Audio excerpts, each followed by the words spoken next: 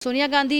अभी भी वो इटालियन ही रह गई, मैं तो यही बोलूँगी, हिंदी तो बोल ही नहीं पाती हैं। और अभी भी उनके अंदर कहते हैं ना कि कितना भी आप ऊपर से कितना भी चोला ओढ़ने की कोशिश करें, जो ब्लड है वो तो जिस कंट्री से आप आते हैं वहाँ का तो रहेगा ही। तो अभी भी इटालियन उनके अंदर वो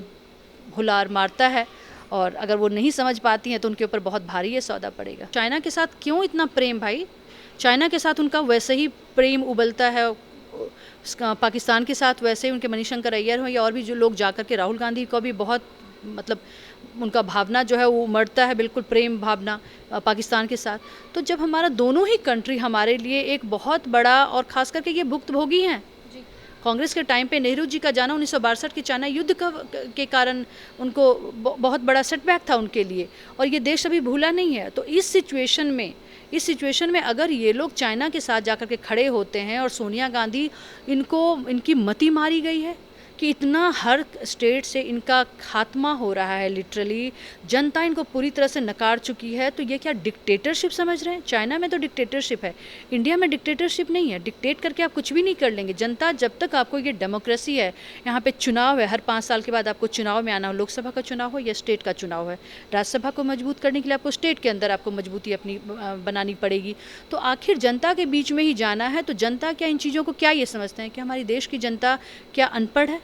या उनको जो दिखाया जाएगा वो उतना ही देखेंगे, या आप समझ नहीं पा रही और ये जैसे चाहेंगे वैसे डिक्टेट करेंगे? कि एक मोदी का इन्होंने जो रट लगा रखा है कि हर चीज़ में आपका राफेल का हो या कोई भी मुद्दा हो, अगर आप देखें पुलवामा का हो तो एक मोदी को हम टारगेट करेंगे। मोदी को टारगेट करके ये तो मौत का सौदागर, और पता नहीं कितने सारे ऐसे शब्दों का जिसको कि हमारा जो अध्यात्म का, जो हमारा जो ट्रेडिशन है, जो हमारा कल्चर है, इंडियन कल्चर जो है, उसमें हम लोग इस तरीके का गाली गलौज बड़ों के लिए एक्सेप्टेबल नहीं मानते, और हम लोग नहीं अभी भी स्वीकारते हैं। अभी भी हमारा जो नया जनरेशन, जो नया युवा वर्ग है, वो आज भी इन चीज़ों को समझता है। ये इटली नहीं है,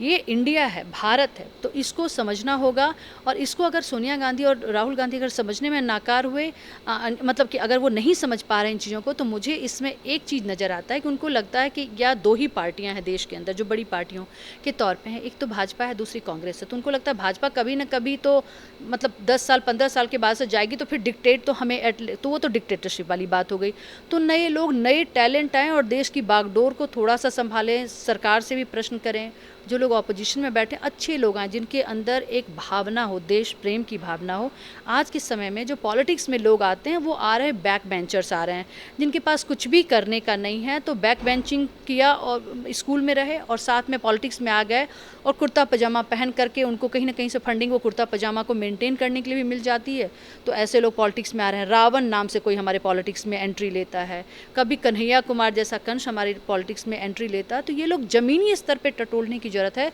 कि उन्होंने क्या काम किया। ये तो युवा हैं, इन युवा को हम भी देखते हैं कि ये क्या काम किया। तो मुझे तो ज़मीनी स्तर पे कोई भी ऐसा मुद्दा नहीं दिखता कि कन्हैया कुमार ने कोई मतलब ग्राउंड लेवल का कोई मुद्दा उठाया हो, पब्लिक डोमेन का कोई मुद्दा उठाया हो। लोकसभा चुनाव वो बहुत जल्दी में बेगूसराय जाते हैं, लोकसभा चुनाव लड़ते हैं, हारते हैं, और वहाँ से फिर वो डिसअपियर हो जाते हैं। प्रश्न उठाना चाहिए मोदी जी के ऊपर ही, प्रोजेक्ट्स को लेकर के प्रश्न उठाएं, फंडिंग को लेकर के प्रश्न उठाएं। ये 2 लाख करोड़ रुपए का जो फंडिंग की बात हुई, 2 लाख करोड़ रुपये जो मोदी जी ने बोला, कहाँ गया वो फंड, क्या हुआ नहीं हुआ? तो इन चीज़ों पे तो वो प्रश्न नहीं उठाते।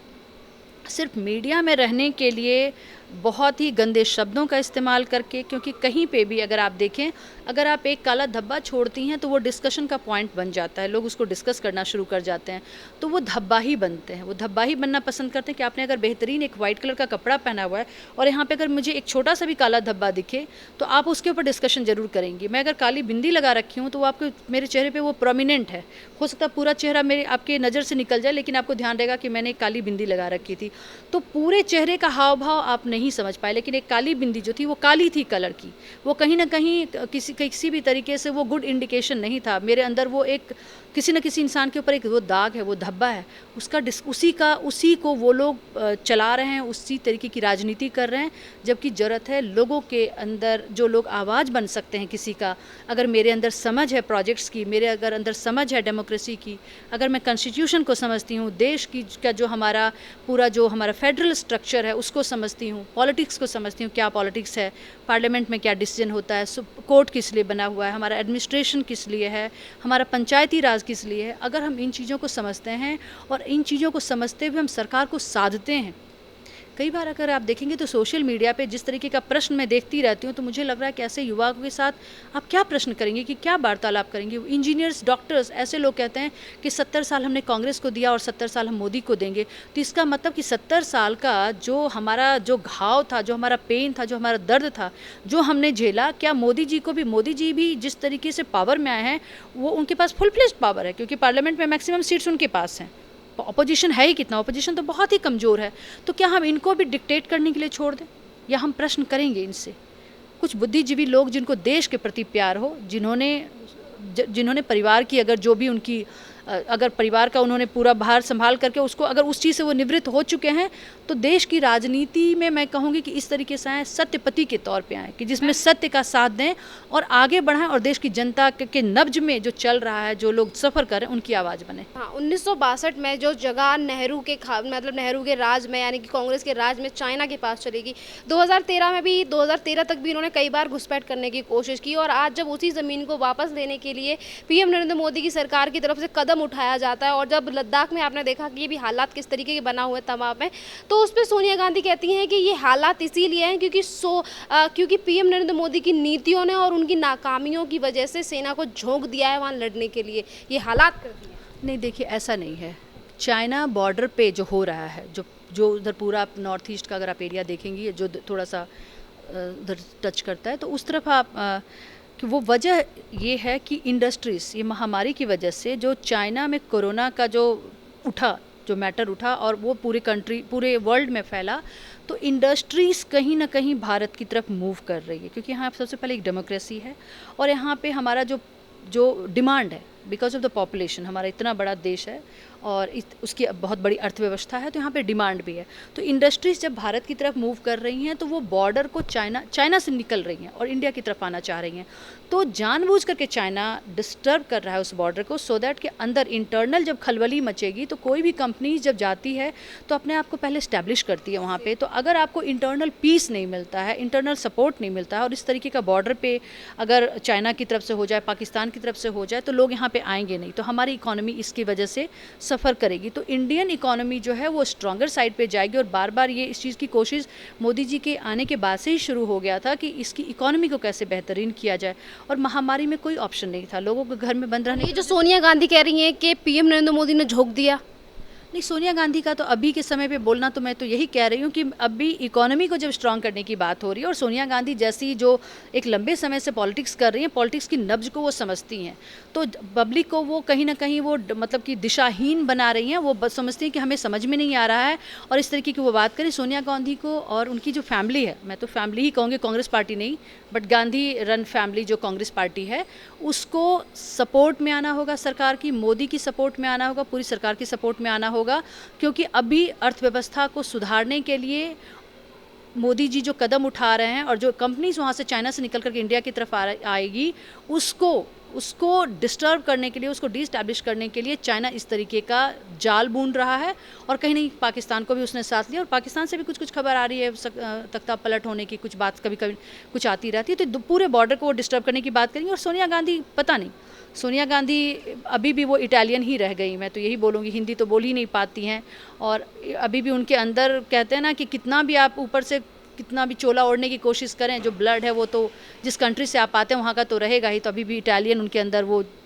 हुलार मारता है, और अगर वो नहीं समझ पाती हैं तो उनके ऊपर बहुत भारी ये सौदा पड़ेगा। जो 2008 में एमओयू साइन किया था चाइना की कम्युनिस्ट पार्टी के साथ, उससे पहले चाइना की तरफ से फंडिंग हुई थी राजीव गांधी फाउंडेशन के लिए, जो उस बात के लिए आप क्या सोचते हो?